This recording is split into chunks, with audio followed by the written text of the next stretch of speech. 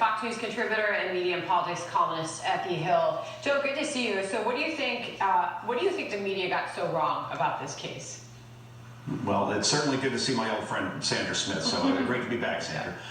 Look, the old mantra in media used to be, and it was at UPI, I believe, get it first, but first get it right, right? And now it seems like we're rushing to judgment in all these cases, and the new rule of thumb appears to be you're guilty until proven innocent, as we saw with Rittenhouse leading up to this trial, and then suddenly all this news comes out, all this testimony that, boy, we really didn't hear about before as far as what actually happened. And look, when you say you're guilty until proven innocent, that's the opposite of the way the justice system works. And Andrew Sullivan has a great piece on this. It's one of the best macro overviews in the state of traditional media that you'll ever read, right? His premise is one that we've talked about before. If mistakes are made in journalism, why specifically in political media do so many of those mistakes always go in the same directions, namely against conservatives or Republicans? And Andrew lays out the most key examples of this recently. Defamation of the Covington Catholic students, right? That resulted in a lawsuit against CNN that they had to settle.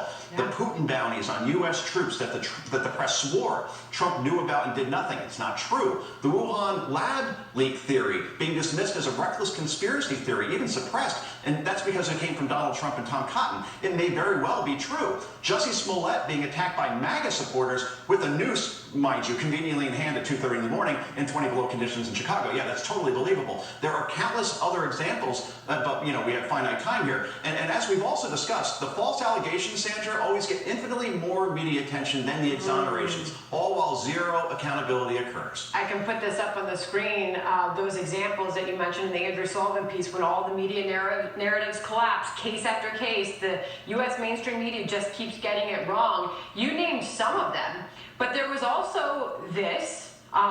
There was Trump colluding with the Kremlin, the Steele dossier then. The source was charged with lying to the FBI. There was the leaked Hunter Biden emails that were Russian disinformation was the claim, right, Joe? And then Hunter himself admitted the laptop could be his. The New York Times, officer died after being bashed with fire extinguisher, going back to Jan 6th. The medical examiner died of natural causes. And you've got CRT today constantly in the headlines. CRT not taught in schools is the claim. And then you have a major teachers union endorse CRT. This stuck out to me earlier, going back to this specific case, the Rittenhouse case. Jonathan Turley, I'm the prosecutor. Listen to this. All right. But the other thing that's odd about all of this is it's like watching two different trials going on in Kenosha. You turn on some of these programs, and they're praising the prosecutor. The prosecutor has made every error you could possibly list. It's a textbook case of what not to do at trial. So there was that point, but you also talked about the case of two different trials being covered in the media. And depending on where you changed the channel, depending on where you looked or what you read, it was almost like people saw two very different things happening in that courtroom, Joe, and that could have an impact on the verdict that we may or may not get soon.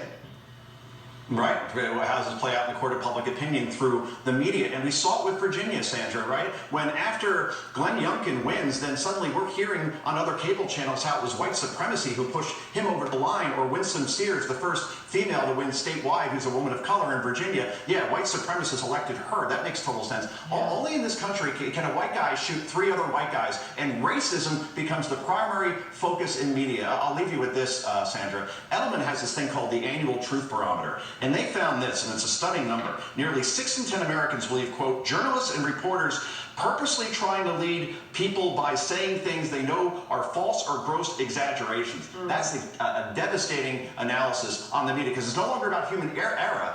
It's about the perception of intent to mislead. And it's the media's Humpty Dumpty moment. And as you know, because you have kids, you can't put Humpty Dumpty back together.